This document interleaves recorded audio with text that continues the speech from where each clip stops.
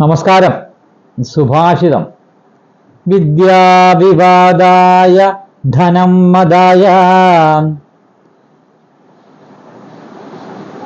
ശക്തി പരേഷാം പരപീഡനായ ഖലസ്യ സാധോർ വിപരീതമേതത് ജ്ഞാനായ ദാനായ ചരക്ഷണായ.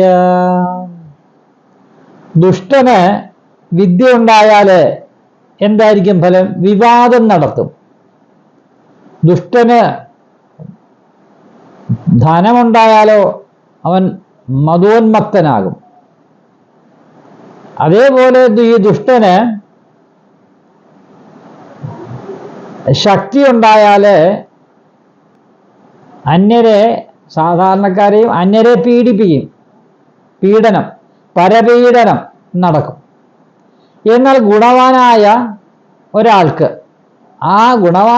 ഒരാൾക്ക് വിദ്യ ഉണ്ടെങ്കിൽ എല്ലാവർക്കും കാര്യങ്ങളൊക്കെ പറഞ്ഞു കൊടുക്കാൻ, നല്ല കാര്യങ്ങൾ പറഞ്ഞു കൊടുക്കാൻ വേണ്ടി ഉപയോഗിക്കും. ഗുണവാനായ ഒരാൾക്ക് ധനമുണ്ടായാൽ ദാനം ചെയ്യും.